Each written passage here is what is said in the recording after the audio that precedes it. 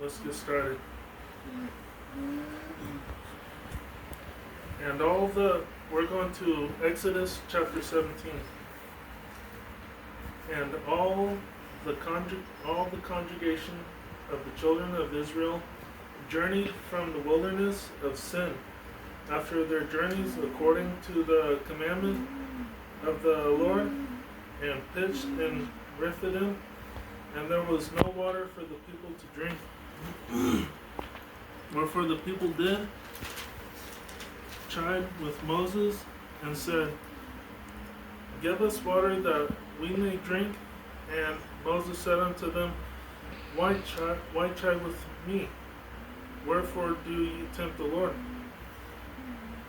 And there, I guess that means that the Hebrews were thirsty for water and asking Moses to give them water to drink. Then Moses basically asked the Hebrews, Are you worshiping me or tempting the Lord? And the people thirsted, let's go on, verse 3. And the people thirsted there for water, and the people murmured against Moses and said, Wherefore is this that thou hast brought us up out of Egypt to kill us and our children and our cattle with thirst? And Moses cried unto the Lord, saying, What shall I do until this people? They be almost ready to stone me. And the Lord said unto Moses, Go on before the people, and take with thee of the elders of Israel and thy rod, wherewith thou smotest the river, take in thine hand, and go.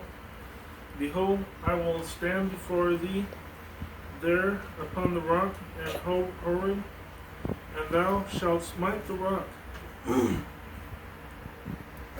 Smite the rock, and there shall come water out of it, that the people may drink. And Moses did so in the sight of the elders of Israel.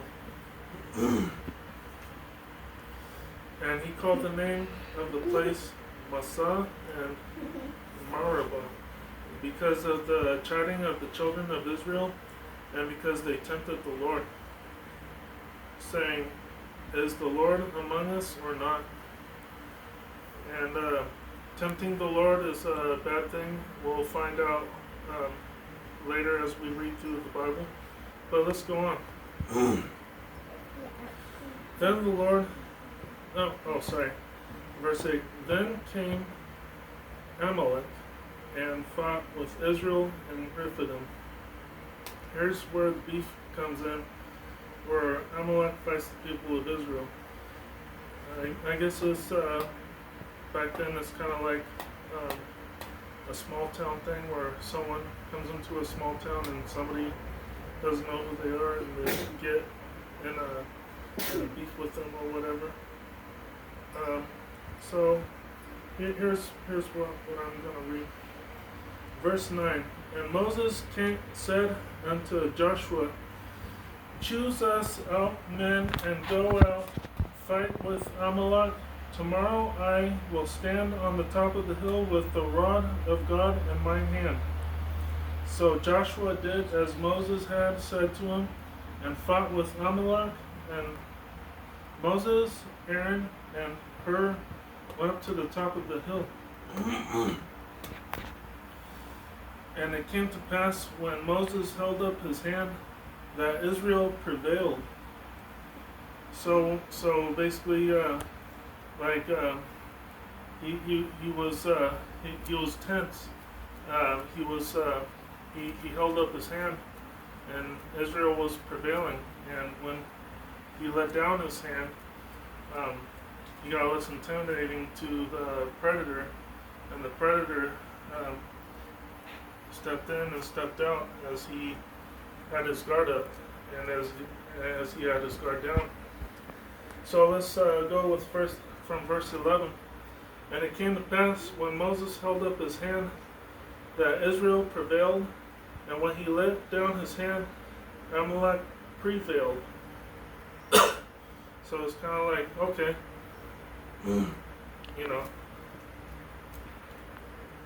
yeah, But Moses' hands were heavy, and they took a stone and put it under him. And he sat thereon, and Aaron and Hur stayed up his hands, the one on the one side, and the other on the other side, and his hands were steady until the going down of the sun.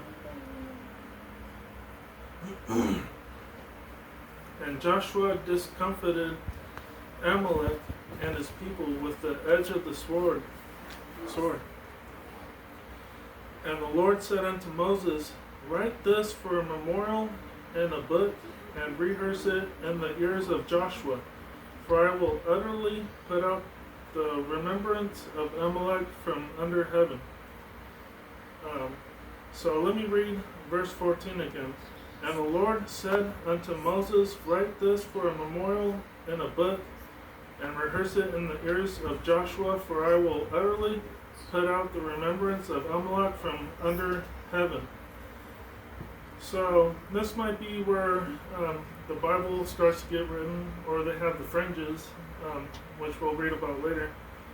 I don't know if it's where the Bible starts or if that's where the fringes start coming in. And Moses built an altar and called the name of it Jehovah Nissi.